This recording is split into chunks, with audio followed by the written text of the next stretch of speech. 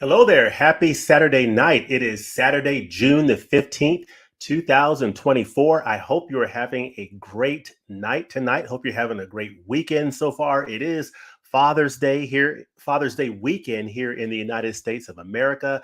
Father's Day is going to be celebrated tomorrow across the United States, and probably other countries observe the holiday on this particular third Sunday in June. So to all the fathers out there, definitely wish you all a happy Father's Day. I am a father myself, and of course, this holiday, hits people in different ways. Obviously, I know for myself, I think about my dad a lot. My dad. Come this November, my dad will have been in heaven for 20 years. He passed away in 2004, and there's hardly a day that goes by that I don't think about him. So we'll certainly be thinking about Sergeant Major Merritt, who is in heaven, and thinking about him and just everything that he's brought to my life. And of course, I'm sort of learning on the job being a dad myself to my son, and they don't really give you necessarily a training manual, but you just sort of pray and just ask God to give you wisdom and learn every day. So just doing the best I can to raise my son. But happy Father's Day to all the fathers out there everywhere around the world. Tonight, we are going to be talking about Swinging 60s Cinema Part 2. So we did Part 1 last month in the month of May. This is a new series here on the channel. We're going to do about 2, maybe 3 of these entries in this series, similar to the series we did last year, where we did 70s films. So we did a series on 1970s films, where we took, for each episode, we took 10 films from the 1970s and just talked a little bit about each film to give a little flavor of some of the great films from one of the all-time decades in all of cinema, the 1970s. This year, we're doing a series called Swinging 60s Cinema, where we're doing the same things. And in the first episode last month, we covered 10 films from the 1960s, and we're going to do the same thing in this episode here tonight. So glad that you had a chance to join tonight. I know we have a few people on this live stream. Sorry for my choppy beginning here. It's been a pretty busy day. I just literally just a few minutes ago just finished dinner. I put together a new Blackstone a few weeks ago, and tonight was the first night I had a chance to basically, get it lit up and cook on it for the first time. I didn't realize that you have to season them before you start using those griddles. So I should have looked that up beforehand, but went through all the steps, seasoned it, did cook some steaks and some shrimp, on there. And I think it all turned out pretty good. So looking forward to using the Blackstone. But yeah, so I just finished cooking and eating with the family. So I'm a little bit sort of on the run here, but glad that you're able to join tonight. We're going to get into Swinging 60s Cinema Part 2. I cannot wait to talk about these 10 films from the 1960s and hearing your thoughts on them, and also hearing some of the great films from the 1960s that you enjoy. So on the other side of this, we will get into Swinging 60s Cinema Part 2. Let's go.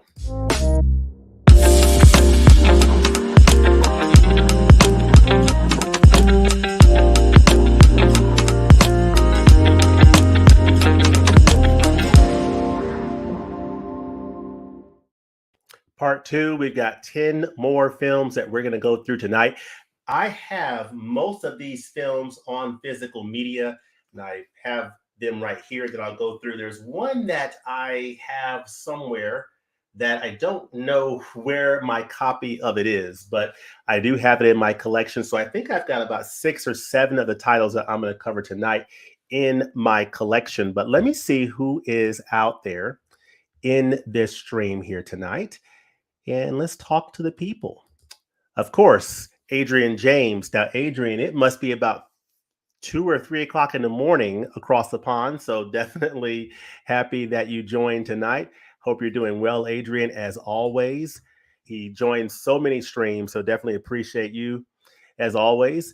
Dell, Mr. Dell, the man, movie swap on another stream tonight, but wanted to pop in, hit the like button, and say have a great show. I'll catch the replay.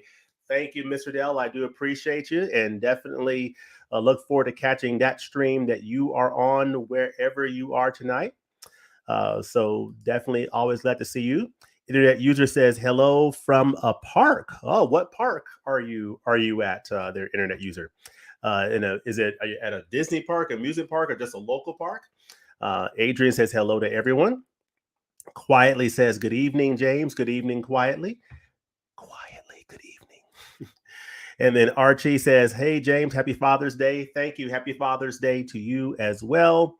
Happy Father's Day. Thank you. Happy Father's Day to all the wonderful fathers out there. Happy and a blessed Father's Day. Yes. Same to you, Gerald. Yes, indeed. 110%. But yeah, let me go ahead and bring up these slides here. I've got some slides tonight. Got some wonderful slides that we're going to go through here.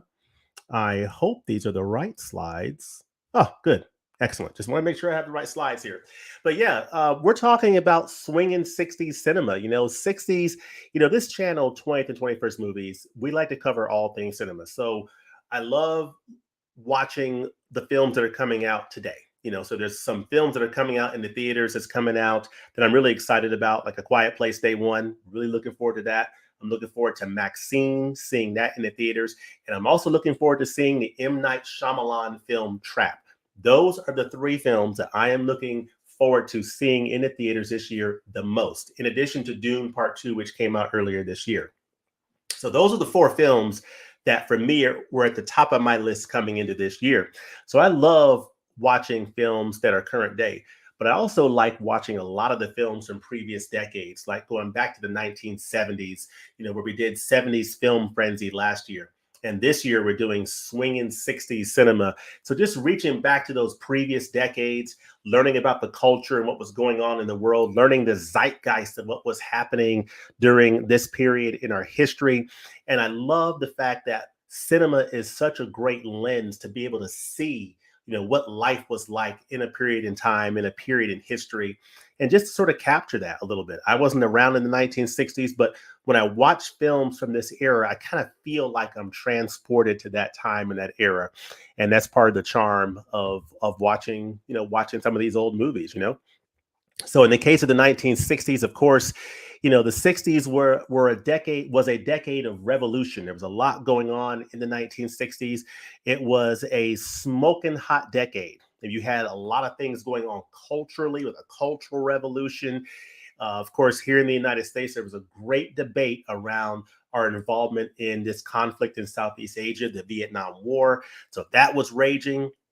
You had some very important political figures who were taken, prematurely. John F. Kennedy, Robert F. Kennedy. You had the civil rights movement. You had Martin Luther King and the things that he was fighting for in the civil rights movement in the 1960s. And of course, he was assassinated as well the same year that Robert F. Kennedy was assassinated. So the 60s was a year that had a lot of things going on, and it was a cultural melting pot and just a fascinating period to study. So here you have 1960s fashion, kind of how people dressed back in that decade. You have a lot of the luminaries from that period: John F. Kennedy, of course, Martin Luther King Jr., Robert Kennedy.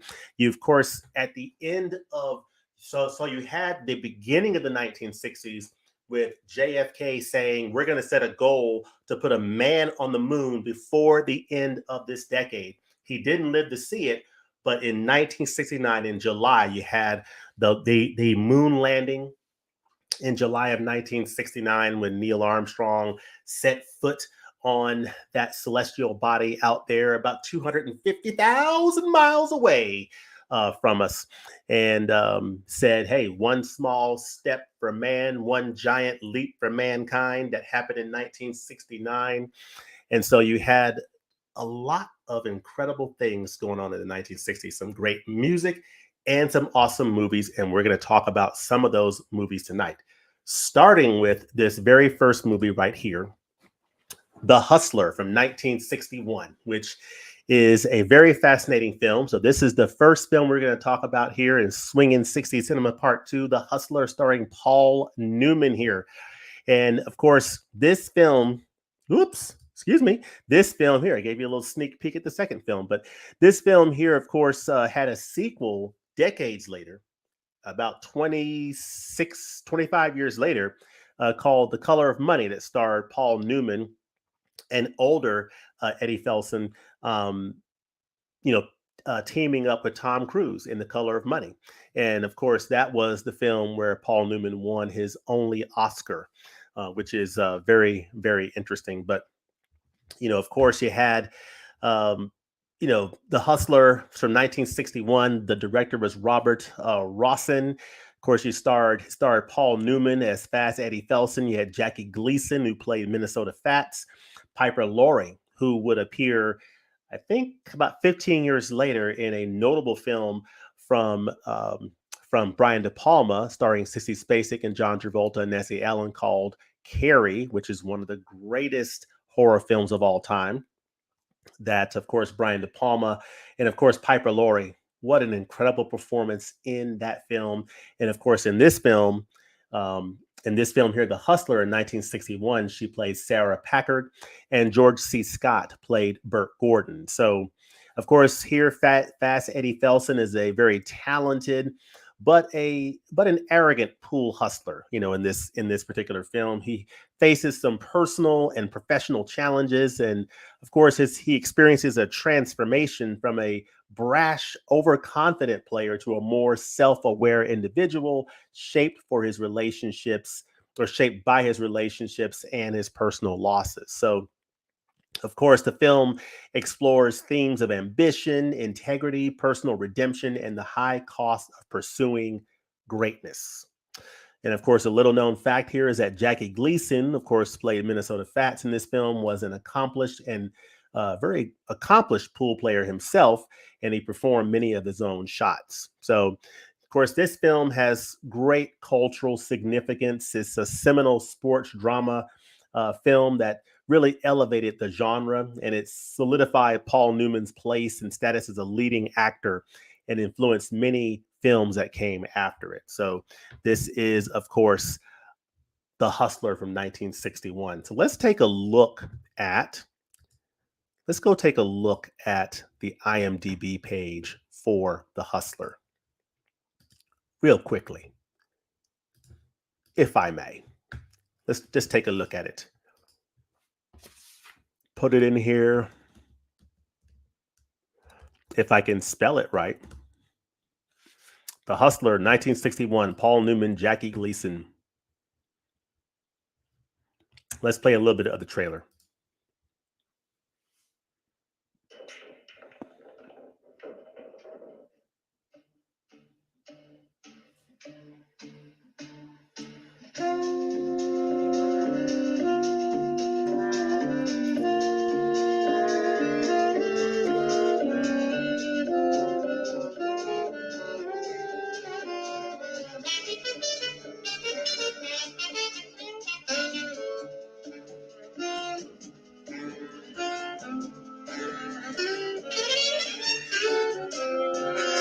All right. I don't want to play too much of that. I don't want to get into any kind of trouble there with copyright or anything like that.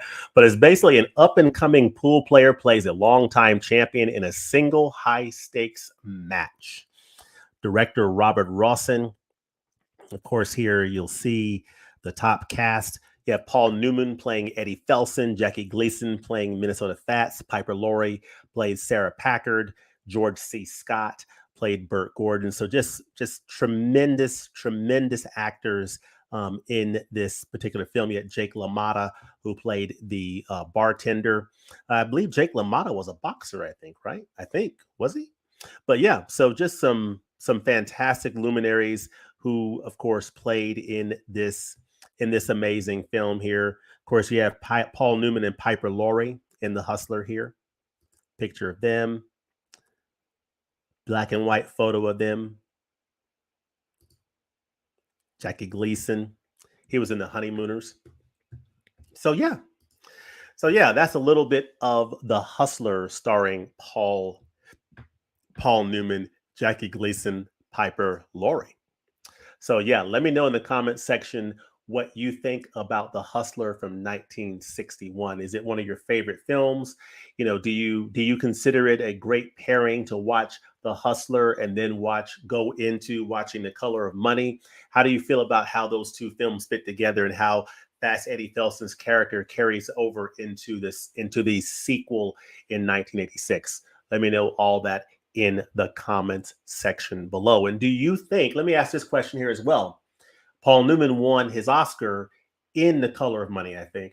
What film do you think he should have won the Oscar? Because a lot of people feel like, you know, they kind of feel like he ended up winning in The Color of Money, but he should have won in a previous film. Let me know what previous performance you think he should have won the Oscar in.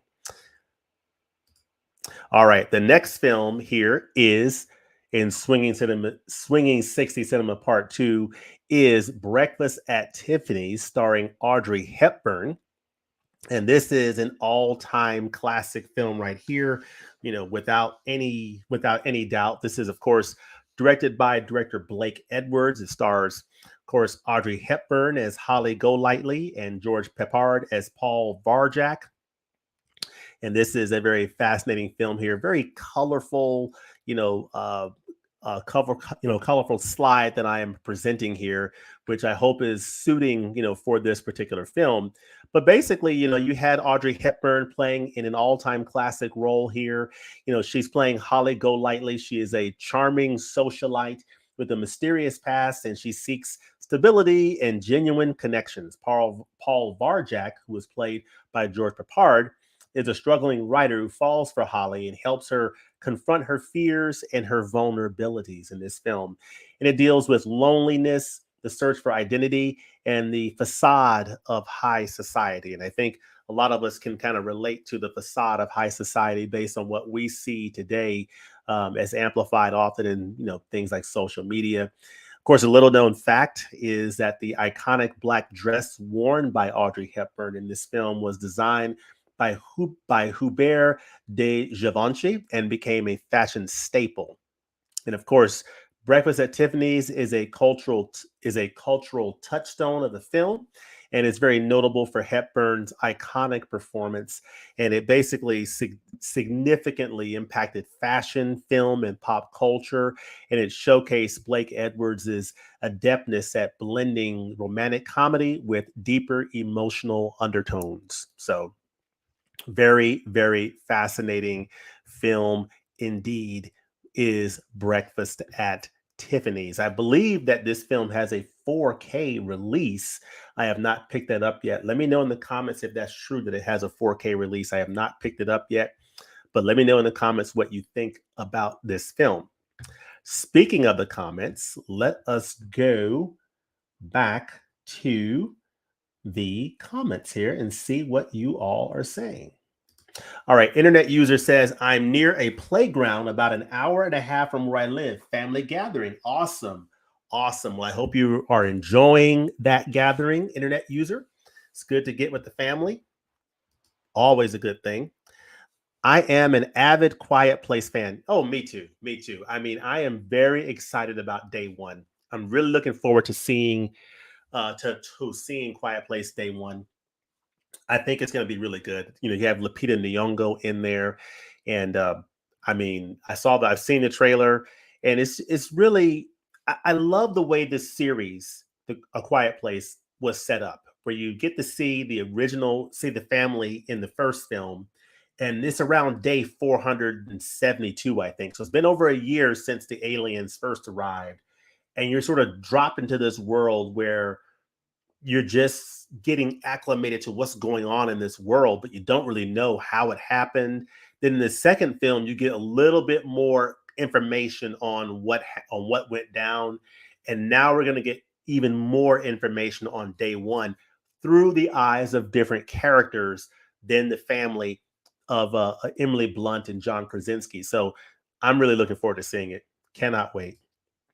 I am there on day one. Yeah, me too. I will be there on day one as well. It's coming out on the 28th, Friday the 28th, but there's probably going to be Thursday the 27th showtimes, and I'm planning to go to one of those, and I will plan to do an out of the theater reaction for A Quiet Place day one. I absolutely cannot wait for that film. All right. Internet user says The Hustler, excellent start. Glad that you approve. Glad that you approve of that. And I definitely want to hear what you all think of these films. I mean, I just love films, period. But I particularly have a love for those older films from previous decades. I just feel like, there's an old saying that goes, they don't make them like they used to. And I think it's true. They don't make them like they used to. So I really like classic films. Even though it's a 71 film, I consider Billy Jack film a 60 film as it dealt with 60s culture and racism. Yeah. And that's a great point, Gerald. And that's something I forgot to mention with this particular series, similar to 70s Film Frenzy last year. So last year I did 70s Film Frenzy.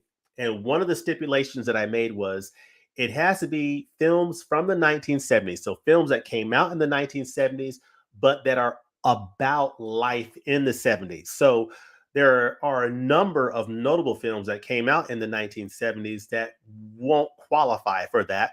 One of the most notable of them is the 1977 film Star Wars, right?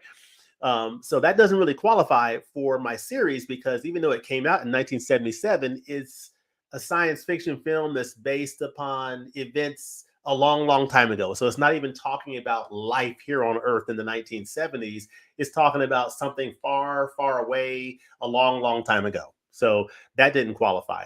Same thing with Alien, a movie Alien from 1979, is takes place in the future, a futuristic science fiction film. So I wanted films from the 70s about the 70s. So same thing here with the 1960s series that I'm doing, where I want films that are about that came out in the 1960s that are about life in the 60s. So yeah, I appreciate what you're saying here is that this 71 film you're looking at is dealing with 60s culture. So it's really important to have films that are showing life in that decade.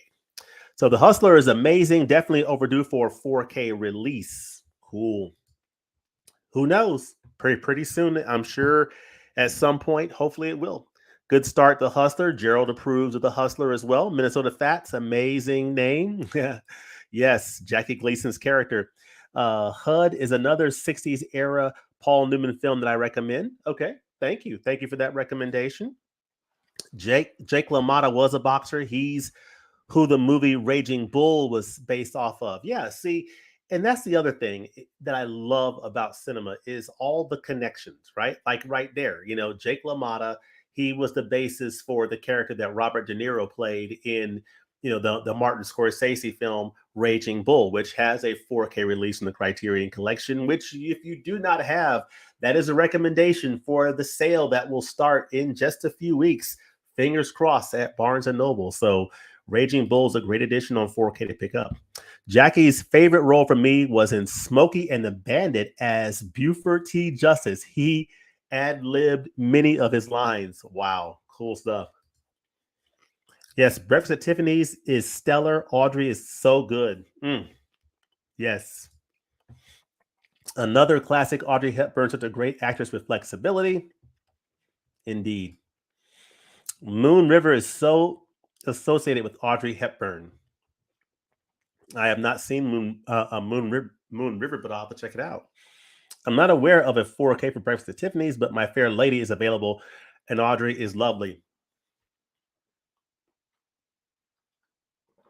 Yes. I'm really glad that you mentioned that because that stars Audrey Hepburn and Rex Harrison.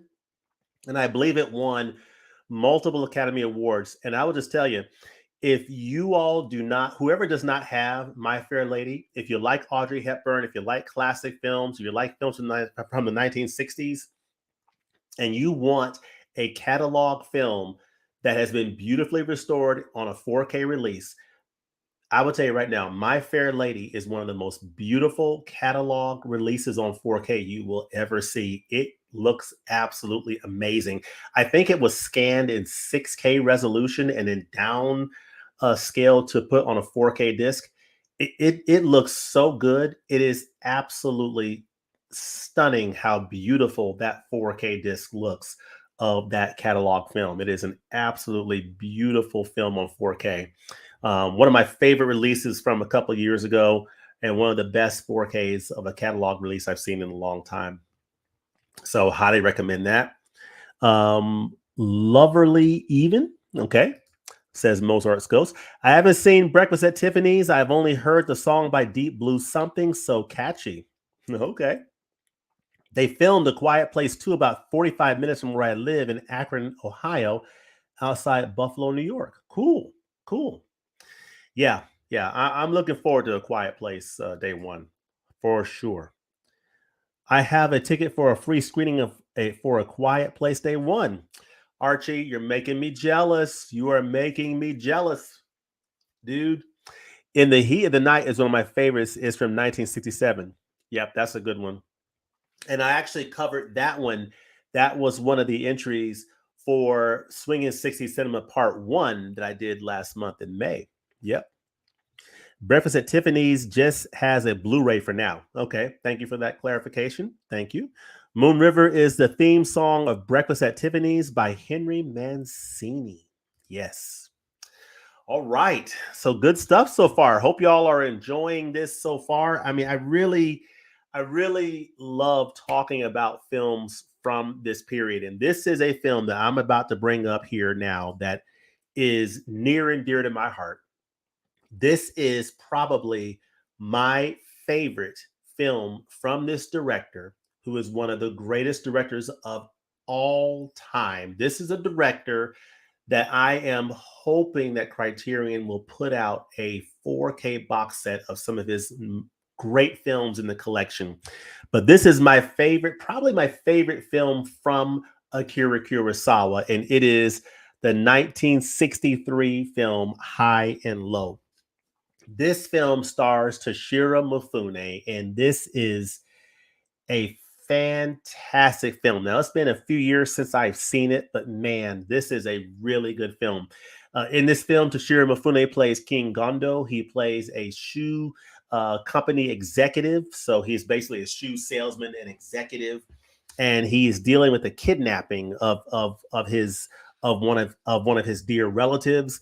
And this is just a complex crime story, cat and mouse story, and just a fantastic, fantastic film from Akira Kurosawa that I absolutely love. You have this fantastic cast.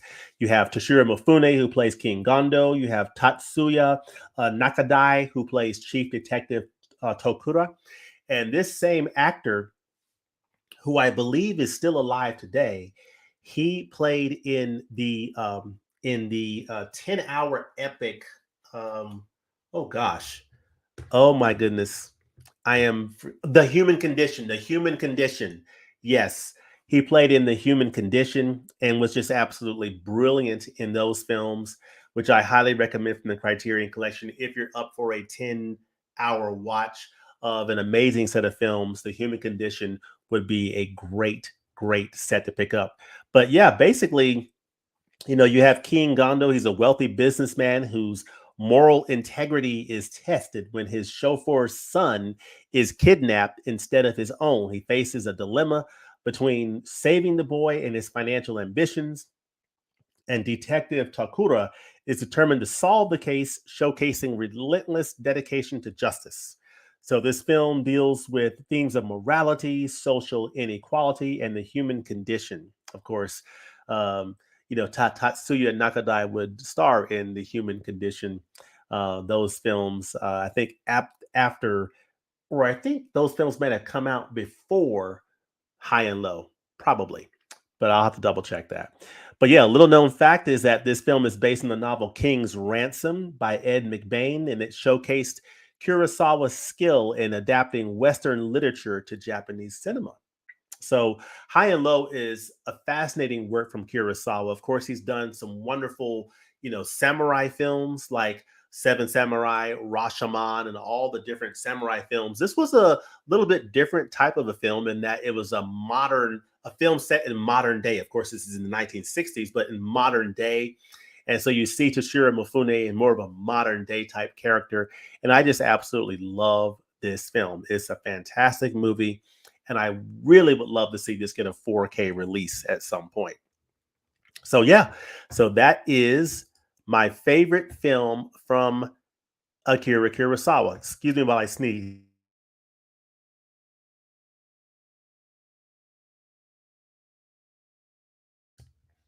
Excuse me, wanted to hit the mute button for that. Did not want to subject you all to that. But yeah, High and Low. Have you seen High and Low? This is one of Kurosawa's greatest films. I love it. Of course, that's a big statement when you're talking about Seven Samurai, Rashomon, Akira Kurosawa's dreams, just so many amazing films that he has put out. This one here might be my very favorite of his films, High and Low from 1963. All right. So the next film here that I'm going to bring up is another amazing film from my all-time favorite director. So, many of you know that Alfred Hitchcock is my favorite director of all time, by far. It is not really even that close, to be honest with you. He is the master. He was the master of suspense, absolute master of suspense. In his films, I have not yet seen a single film from Alfred Hitchcock that I walked away thinking, I didn't really like that. I didn't really like that movie. I love all his films. I love every film of his that I've ever seen. And this is one that I absolutely adore. And it stars an actress who is still with us today, Miss Tippi Hedren. And it is The Birds from 1963 as well. So this is a film that, of course, stars the ever wonderful Tippi Hedren, directed by Alfred Hitchcock. It stars Tippi Hedren, who plays Melanie Daniels, and you also had Rod Taylor, who played the character Mitch Brenner in this film. And basically, the film is called The Birds, and it's a film about some birds that are they possessed? What is going on with these birds that basically, find themselves attacking people, in this particular town, in this area on during this fateful period. So really fascinating, dealing with the birds, dealing with the relationship between Tippi Hedren and Rod Taylor's character. You also had Suzanne Plachette in here, which I thought was fascinating to see her in this film. Of course, she ended up playing a decade later with Bob Newhart in his TV series. But just a wonderful film of suspense and dread and danger, with a nice little romantic angle in there as well. um, Alfred Hitchcock's The Birds is just fascinating watching, that I absolutely love and adore. It is an amazing film from Hitchcock. Of course, a little known fact about it is that Hitchcock used real birds and innovative special effects to create the terrifying sequences, pushing the boundaries of 1960s filmmaking technology. So, The Birds, of course, is a landmark horror film, and really demonstrated Hitchcock's mastery of suspense and psychological tension. So, just a great film. If you have not seen The Birds, definitely recommend it. It's up there with, Rear Window, up there with Psycho, up there with, with Vertigo, some of the greatest films, from Alfred Hitchcock. North by Northwest. It's sort of up there in that like 5 to 6 films that, when you think of Alfred Hitchcock, some of those big time go to titles, The Birds is one of those films, and I just absolutely adore it.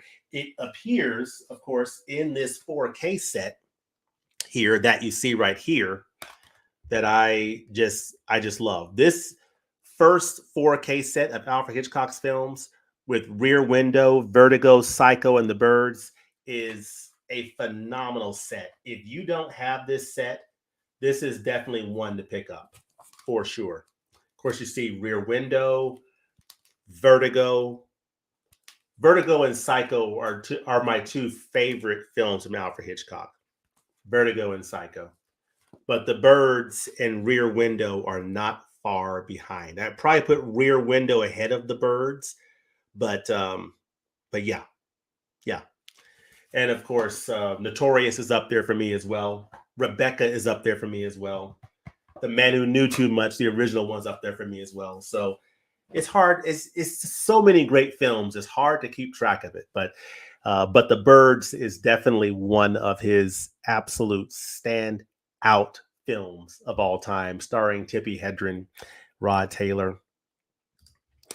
And I will go through one more of these films here before I get back to the comments. So this is going to be the fifth film that's going to get us halfway through. Then I'm going to go to the comments, see what you all are thinking. How are you feeling about these movies? Are there other films that's sort of percolating in your mind that's coming to the surface to say, hey, you ought to talk about this film, or you should include that film? Or if I were doing a swinging 60s cinema, I would include this particular film.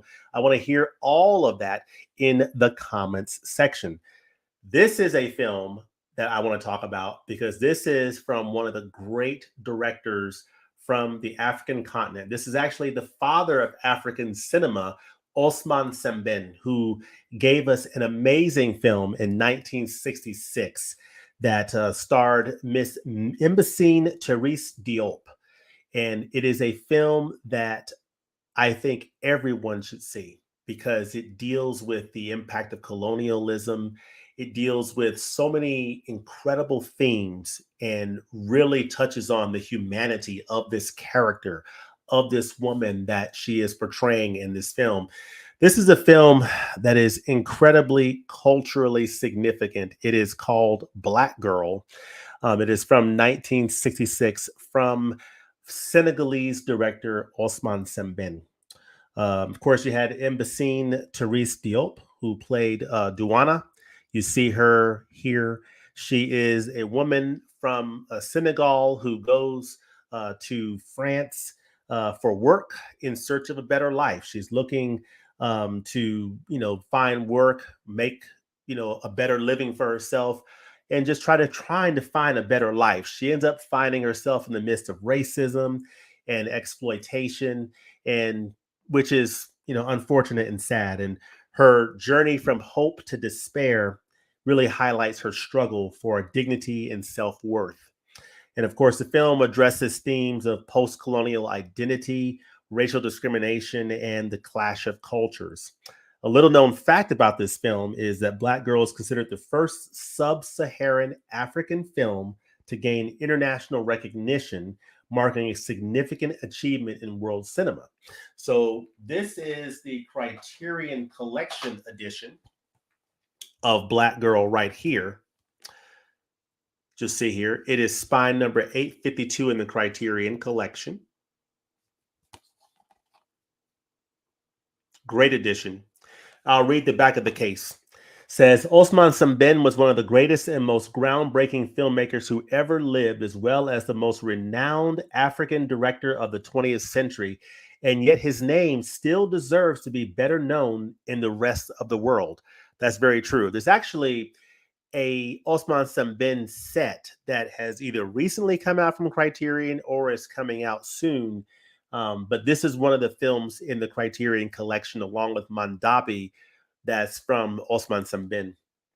He made his feature debut in 1966 with the brilliant and stirring Black Girl. Sembène, who was also an acclaimed novelist in his native Senegal, transforms a deceptively simple plot about a young Senegalese woman who moves to France to work for a wealthy white family and finds that life in their small apartment becomes a prison, both figuratively and literally, into a complexly layered critique of the lingering colonialist mindset of a supposedly post-colonial world. Featuring a moving central performance by Mbissine Therese Diop, Black Girl is a harrowing human drama as well as a radical political statement in one of the essential films of the 1960s. Black Girl is one of the essential films culturally of the 1960s. If you were thinking about, hey, for the Criterion Collection sale, I know I want to pick up Risky Business. I want to pick up some of these more popular titles, but I also want to pick up something that, is culturally significant, deals with history, deals with post-colonialism, is from a director that I've never maybe even heard of. I want to discover something new, dip my toe in the water of foreign cinema. Take a look at Black Girl. This would be a really nice introduction to the works of Senegalese director Osman Sembène. It comes in at 59 minutes, so it's right at about an hour. Doesn't take a lot of your time. It's from 1966 and it's Spine 852. It's a new 4K digital restoration. You get also get a 4K restoration of the short film Baram Saret, which is Osman Sambin's 1963 debut. You get new interviews on here.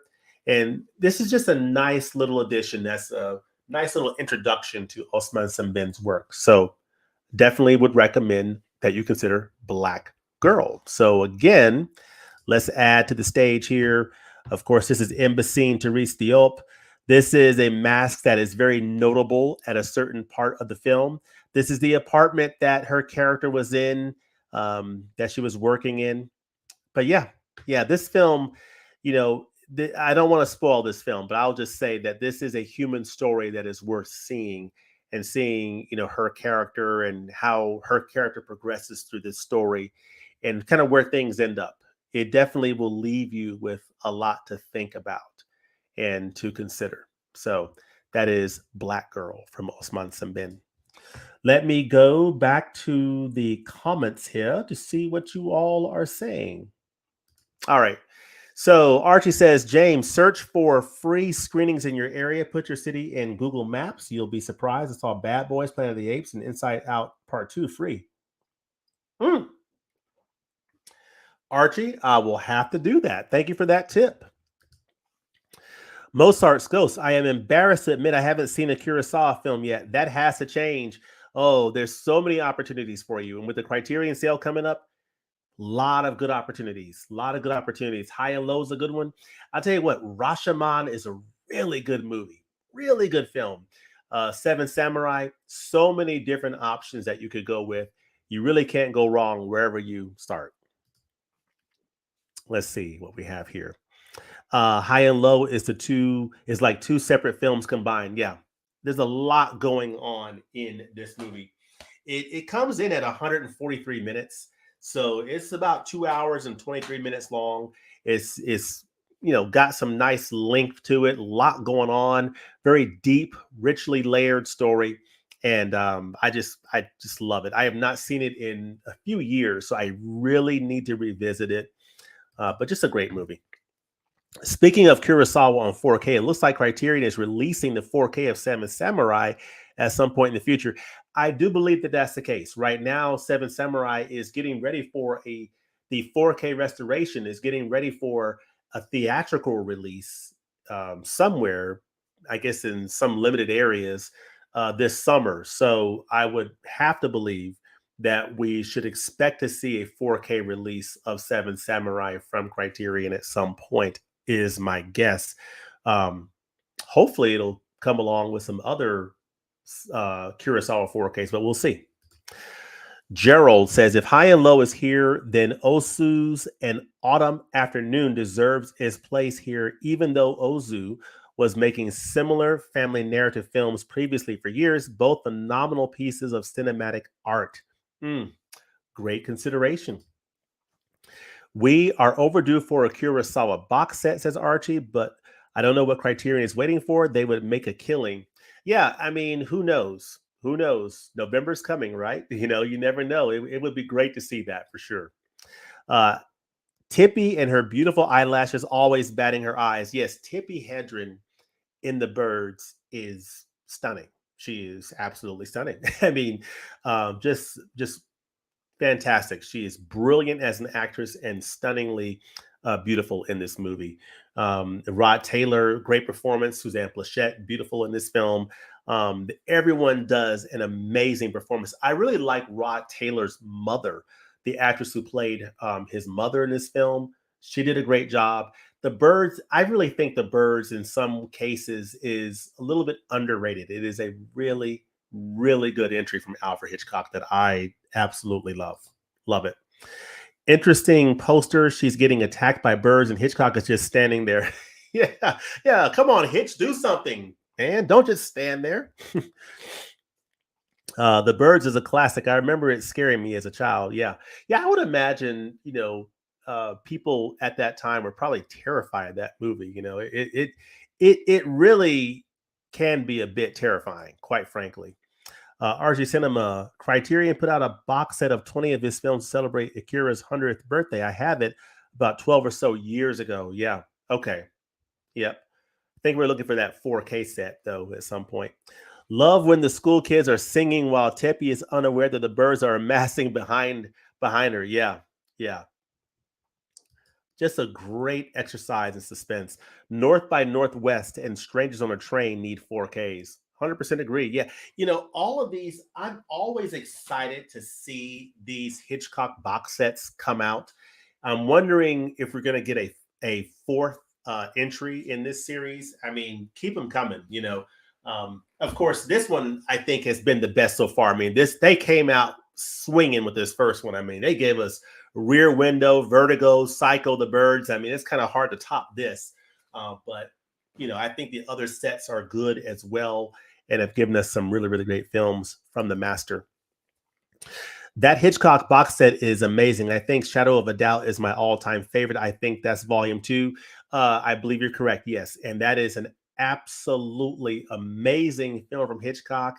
It is one of his best. It is so good. It stars Joseph Cotten in that film, and he is amazing. Of course, Joseph Cotten played along with Orson Welles back in Citizen Kane and other films, and he is brilliant in that movie. So good.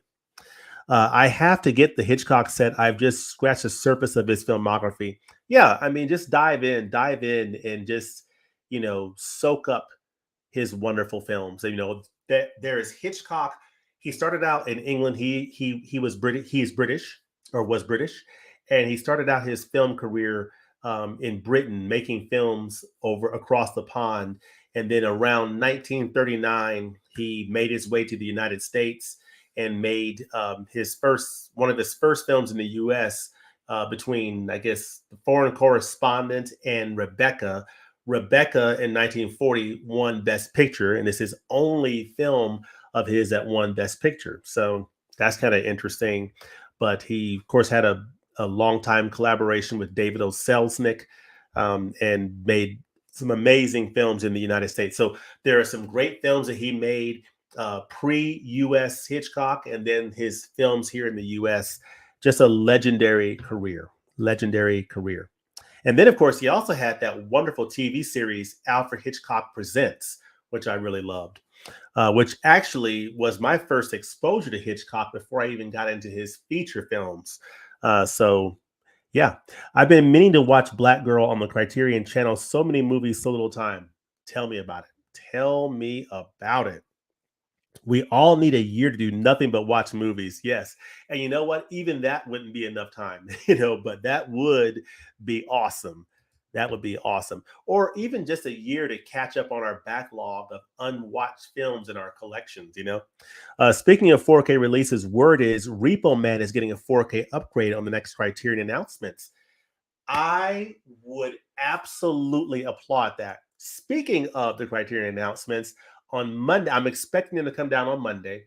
And on that Monday live stream, I do plan to give away my Blu-ray copies of Dazed and Confused.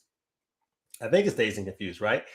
Dazed and Confused, The Red Shoes, and what's the other one? Oh goodness. Oh goodness. I need to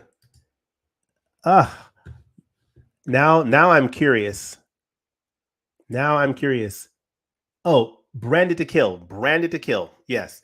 So the Red Shoes, Branded to Kill, and Dazed and Confused are the 3 Blu-rays that I've upgraded to 4K.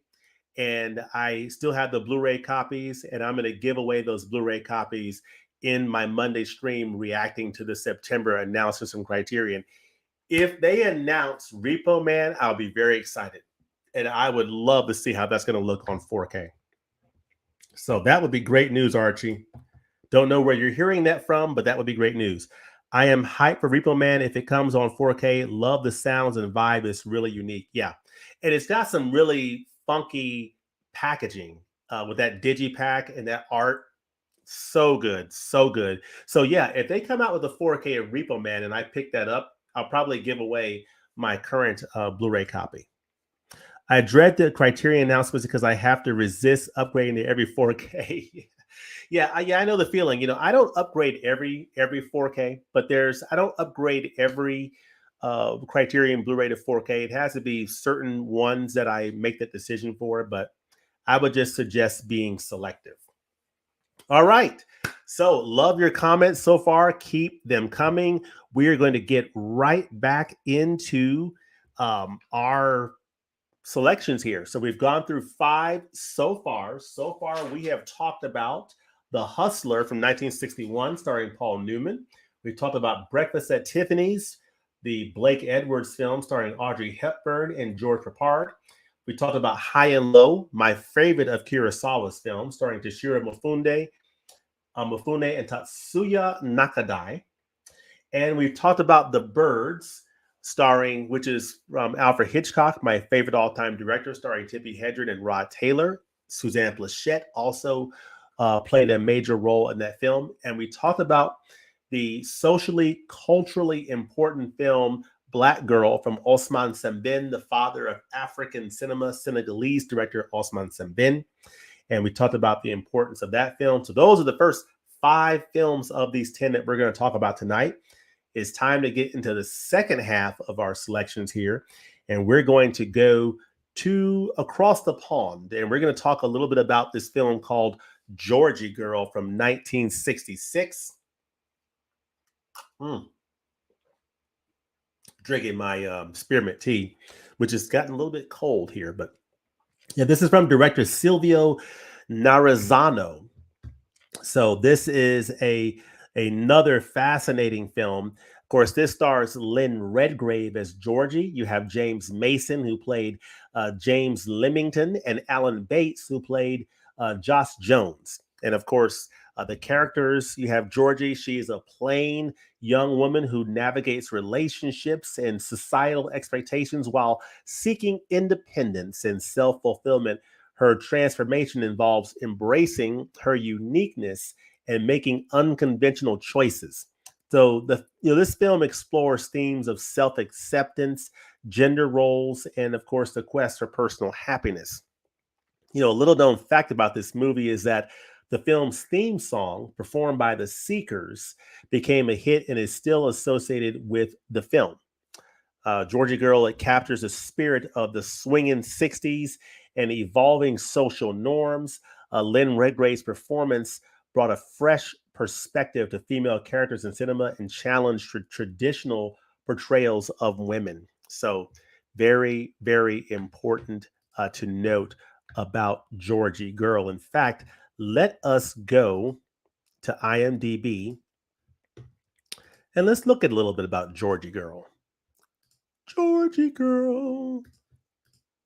Let's look up Georgie Girl. Let's close out The Hustler and let's go to Georgie Girl, shall we? I mean, why not? Is there any reason? Does anyone have any objections to it? Let's look at it. Let's look at this trailer here for a second.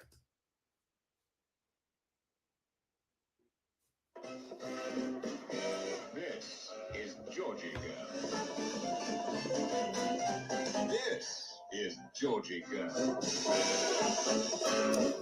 This is Georgie Girl. A whole lot of women.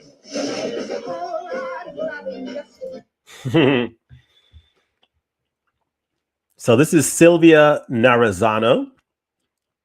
So I'm going to click on here. So of Italian-American ancestry, Narazzano was educated at Bishop's University in Quebec. So this is the director of Georgie Girl. He lived to be 84 years old from 1927 to 2011. That's interesting. Of course, you had James Mason played James Leamington. Alan Bates played Josh Jones. Lynn Redgrave played Georgie. Charlotte Rampling played Meredith. So these are your main characters here. Of course, Lynn Redgrave, she passed away in 2010 at the age of 67.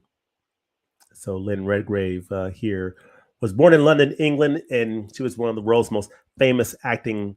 She was born into one of the world's famous acting dynasties. So she's the daughter of Rachel Kempson and Sir Michael Redgrave, sister of Vanessa Redgrave and Corin Redgrave, and granddaughter of Roy Redgrave and Margaret Scudamane, all of whom were actors. So she was part of a big acting family, acting dynasty. Of course, I believe Charlotte Rampling is still with us. I believe actress Charlotte Rampling. Yes, she was born in 1946, and she is still with us, and she stars in Georgie Girl. So yeah, that is Georgie Girl. Georgie Girl. There it is. What do you all think of this fascinating film from this director, not Sylvia, Silvio Narazano? What do you think about Georgie Girl? Let me know in the comments section.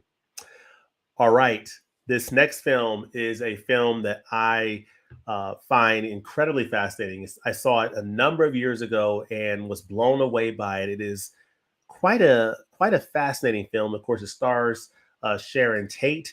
This is a film called Valley of the Dolls. It has a sequel called Beyond the Valley of the Dolls, which is a completely different film, not really even closely connected to the original Valley of the Dolls. But this is the film from 1967 called Valley of the Dolls. So this is a title that, of course, is in the Criterion Collection. In this edition that I will show you right here, Valley of the Dolls. So let me come out of this here.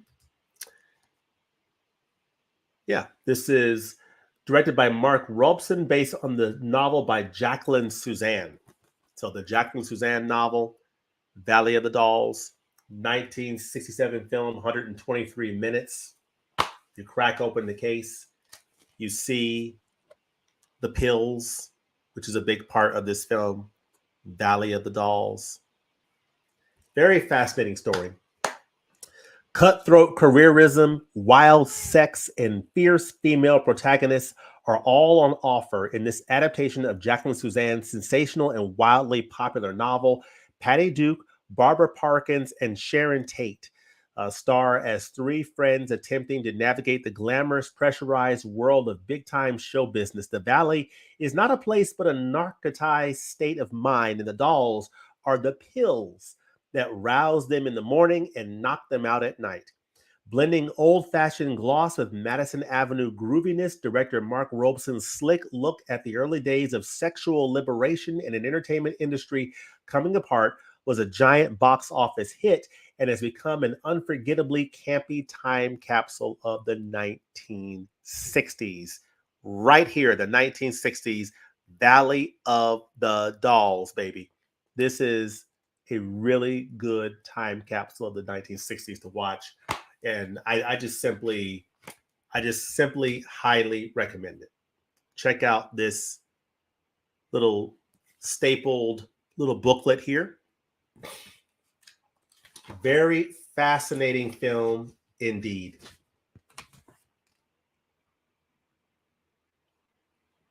On the inside here, it says, "You've made it, and the world says you're a hero, but it was more fun at the bottom when you started. With nothing more than hope and the dream of fulfillment, all you saw was the top of that mountain. There was no one to tell you about the Valley of the Dolls. But it's different when you reach the summit. The elements have left you battered, deafened, sightless, and too weary to enjoy your victory." Jacqueline Suzanne, Valley of the Dolls. So yeah, very fascinating stuff indeed. Really good film. I mean, it's been a few years since I have seen it, but I definitely need to revisit this film along with, there are so many, I say that all the time, I need to revisit this film, I need to revisit that film. I have a lot of films to revisit. So this is definitely one of them, Valley of the Dolls. So I want to hear in the comments what you all think of Valley of the Dolls. So I am going to go back to the comments and see what you all are saying. All right. Internet user says, are you going to give away the Blu-ray every time you decide to upgrade a title to 4K? It depends. It depends on the Blu-ray. But I do plan to give away some of them at least. I agree. I'm never buying a back catalog Criterion. I'm waiting on the Before Sunrise box set to be upgraded to 4K. Definitely going to wait. Okay, Archie. Okay, hope they release that soon. I recognize Charlotte Rampling from something. Yeah, I'm trying to think what she was in something, and I just don't remember what recent film she was in or films. Was Rampling in the Visconti film The Damned? She might have been. She might have been in that film. Hmm. That's another good addition from Criterion. That's another really, really good addition. Valley of the Dolls is another stellar 60s film and should be in everyone's collection. I have it on many formats, including Laserdisc, as well as it has an excellent soundtrack. Yeah, 100%. Yes, yes, yes. The role for Patty Duke in this film was a daring change for her girl next door TV image. Yeah, for sure. For sure. Yeah, absolutely legendary film is Valley of the Dolls, for sure. Legendary film. All right. I'm about to sneeze again. I'm sorry.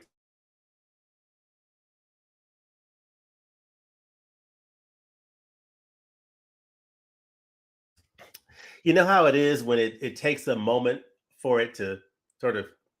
Anyway, I was waiting on the sneeze to come and it finally came. And it didn't disappoint. All right. So the next film we're going to talk about is a film starring legendary actor Steve McQueen in one of his legendary performances, and it is the 1968 film Bullitt. So this stars Steve McQueen. This is from director Peter Yates. You have Steve McQueen, who plays Frank Bullitt. You have Jacqueline Bisset, who plays Kathy, and Robert Vaughn, who played Walter Chalmers in this film. So this is a really good film. This is the one I have this film in my collection, but I don't have my hands on the physical copy. Unlike the other titles here that I do have my hands on, I don't have my hands on my copy of Bullitt. It's in another area, and I didn't have a chance to pull it, so I apologize. But in this film, you have Frank Bullitt. He's a tough, no nonsense cop who becomes personally involved in a high stakes case. His determination to uncover the truth and bring justice highlights his moral code. And the themes of this film, it explores justice, corruption, and personal integrity within the police force, which is very important, of course, to have that. Of course, this film's car chase scene through San Francisco is one of the most famous in cinematic history and set new standards for action sequences. And of course, Bullitt is solidifies Steve McQueen's status as a top action star and influenced the crime thriller genre. Peter Yates' direction brought a new level of realism and intensity to police dramas. So yeah, that is the 1968 film Bullitt, starring Steve McQueen and Jacqueline Bisset, and of course the wonderful Robert Vaughn in this film. Robert Vaughn also, I think he played the villain in Superman 3, I think, with Richard Pryor, I think. Yeah. So really, really good film there. Bullitt. Well, I'm sorry. I said really, really good film about Superman 3. It is entertaining enough. You have Richard Pryor in there, so you have some of that little comic relief. Um, Not exactly the best Superman film, but it was decent. Definitely better than 4 Quest for Peace. But yeah. Let's see here. Yeah, so that's Bullitt. Let me know what you think of Bullitt starring Steve McQueen in the comments section. So now we've got 2 more films to go. We're going to stay with Mr. Steve McQueen, and we're going to switch out Jacqueline Bisset for Faye Dunaway in this next film, the Thomas Crown Affair from 1968. So this is also the same year as Bullitt. This stars Steve McQueen as Thomas Crown and Faye Dunaway as Vicki Anderson. So this is another famous film from this decade in which you have Thomas Crown as a wealthy, bored businessman and who orchestrates a bank heist for thrills. Of course, Vicki Anderson, played by Faye Dunaway, is an insurance investigator who matches wits with Crown, leading to a complex relationship. So the film delves into the themes of wealth and power and the cat and mouse dynamic between law and criminals. A little known fact about this movie is that the chess scene between McQueen and Dunaway is famous for its sexual tension and symbolic imagery. And of course, the Thomas Crown Affair is notable for its stylish direction and innovative split screen techniques. And it highlighted Norman Jewison's versatility and Steve McQueen's suave, charismatic appeal. This film, I believe, had a remake that starred Pierce Brosnan that came out in 1999 as well. But yeah, this is the original 1968 version, The Thomas Crown Affair, starring Steve McQueen and Faye Dunaway. Very stylish film, fascinating film, cat and mouse game, seeing these two luminaries go at it. Steve McQueen, I believe, died in 1980. I believe he died from cancer, unfortunately, so died at a fairly young age. And of course, I believe Miss Faye Dunaway is still with us to this day. So yeah, the Thomas Crown Affair. That now brings us to film number 10, the last film in this Swingin' 60 Cinema Part 2. And it is the 10th film that we're going to talk about. And this is a film that is near and dear to my heart. You talk about films that I would love to see get a Criterion 4K upgrade. You talk about films that captures the zeitgeist of this decade in terms of the cultural essence of what was going on, particularly in 1968, at a very pivotal point in American history. This film captures it and does a beautiful job portraying it. It is Medium Cool, baby, starring Robert Forster, Verna Bloom. This film is very near and dear to my heart. I've done over 130 Criterion Collection reviews on this channel. This one is my very first review on this channel. This film here is my very first review on this YouTube channel. It is a review for Medium Cool. It is the second video on this channel.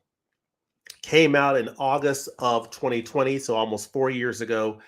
This is a film that is so near and dear to my heart because it captures the zeitgeist of 1968, a pivotal period in American history.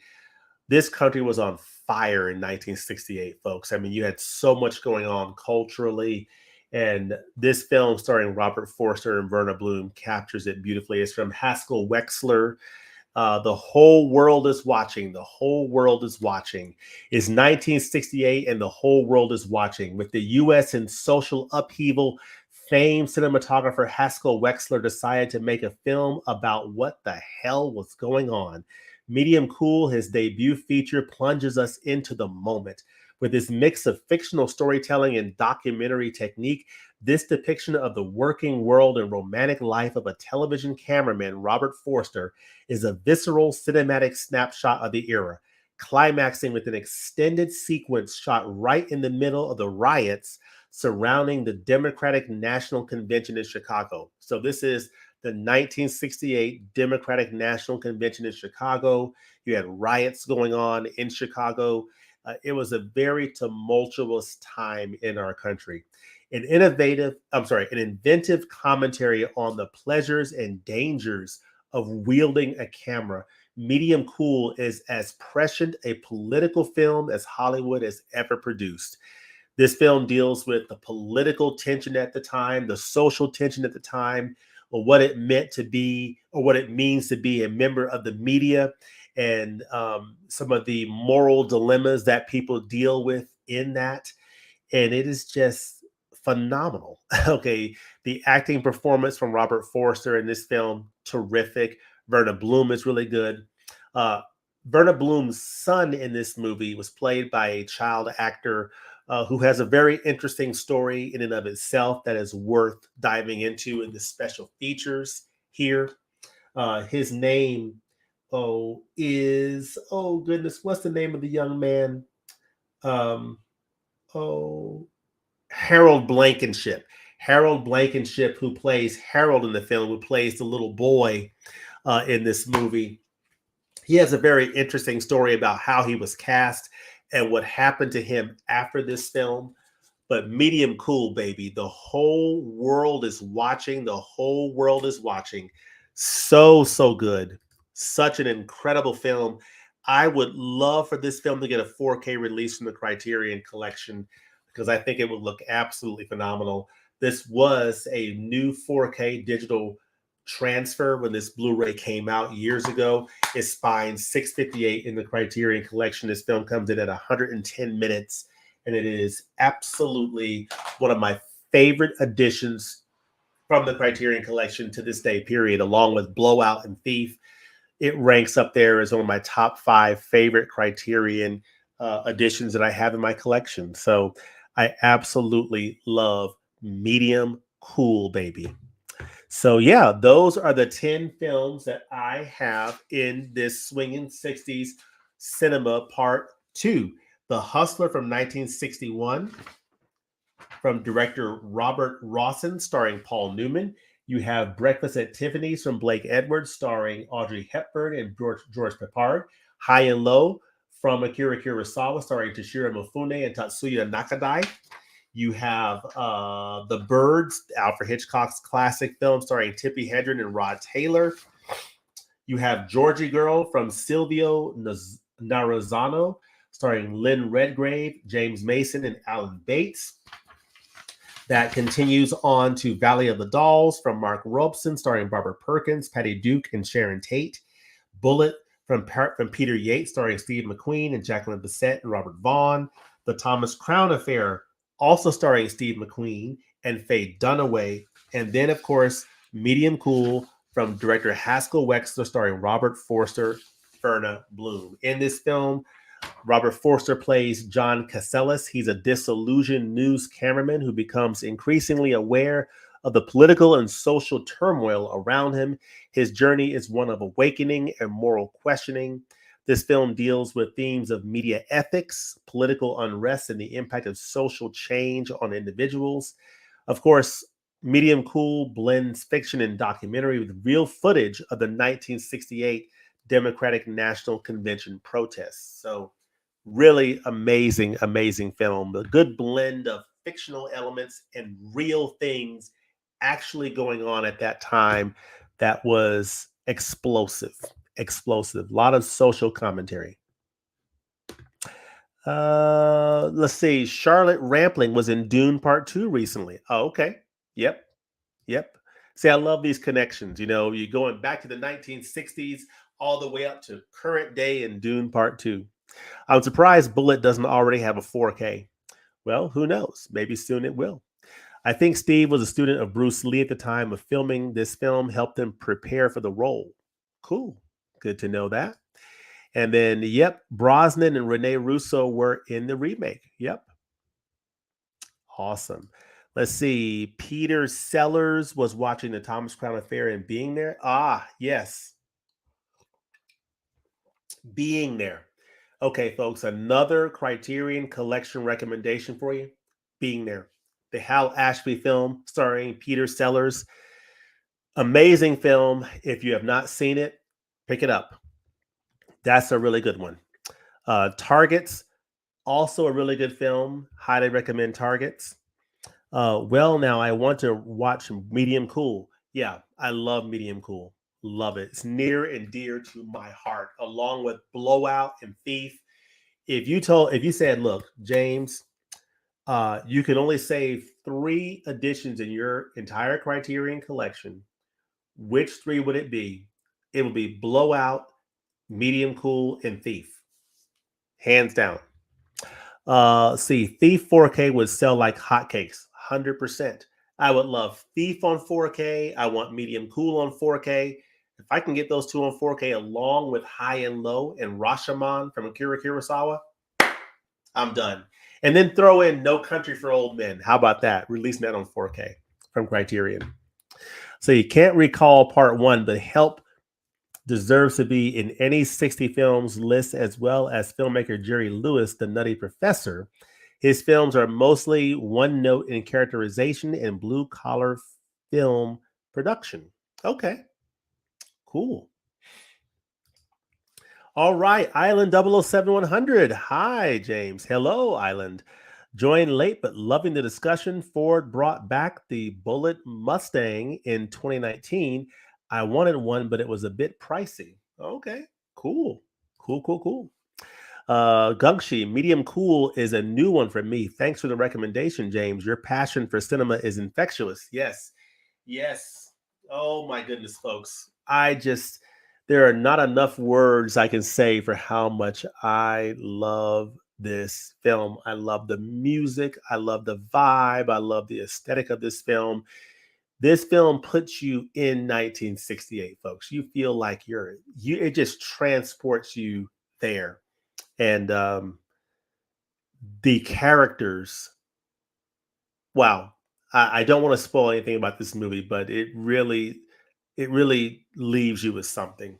Leaves you with a lot to think about at the end of that movie. Thanks for doing this tonight. A meeting of like-minded people, a film club. Thank you, Gerald. Thank you for joining. And your insight is always spot on. Thank you, Quietly. I do appreciate that. Mozart say, James, do you like documentaries? I would love for you to do a top 5 or share which ones had the most impact on you. I love documentaries, Mozart. I love documentaries. You know, speaking of Father's Day, my dad always loved to watch a good documentary or a good historical, special. And I'm the same way. I love learning about history. I love learning about different areas of the world and learning new perspectives. Maybe, documentaries where I already am familiar with the subject, but I'm learning a different angle about it.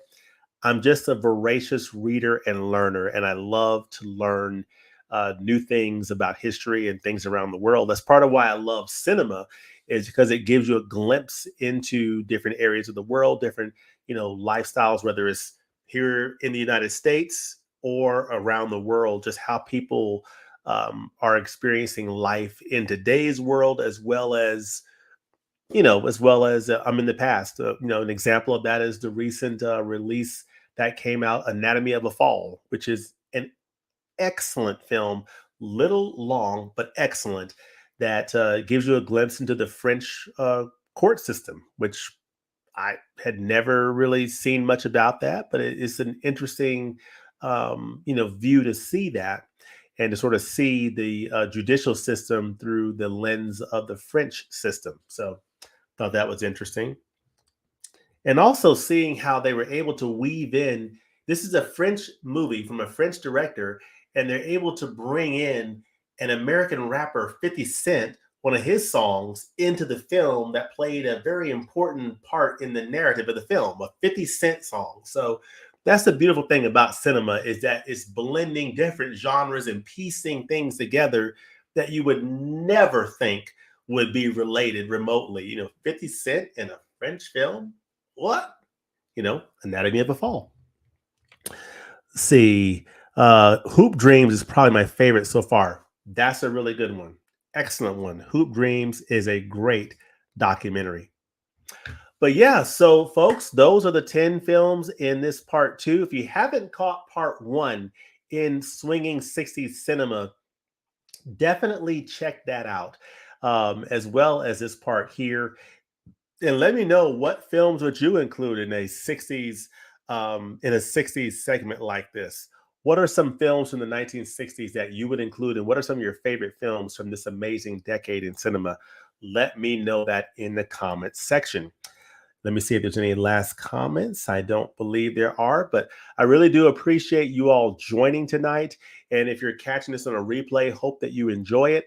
Put your comments in the comments section in terms of your favorite films from the 1960s and anything else you want to talk about in the world of cinema. Be on the lookout for my stream on this Monday evening coming up, reacting to the Criterion Collection's announcements of their September 2024 titles. I do plan to give away 3 more Criterion Blu-rays in that live stream, including Dazed and Confused, The Red Shoes, and Branded to Kill. So I have recently upgraded those to 4K, and I'm going to be giving away my Blu-ray copies in that stream. So you'll definitely want to catch that. And so I'm excited about the upcoming September announcements. Will Repo Man be one of those announcements? We will see soon enough. But I appreciate you all joining tonight. Hope you all have a fantastic evening, and I hope you have a great Father's Day tomorrow, and continue to enjoy your weekend. We'll look to see you next time at the movies. Peace. Have a great night, and we will see you soon. God bless.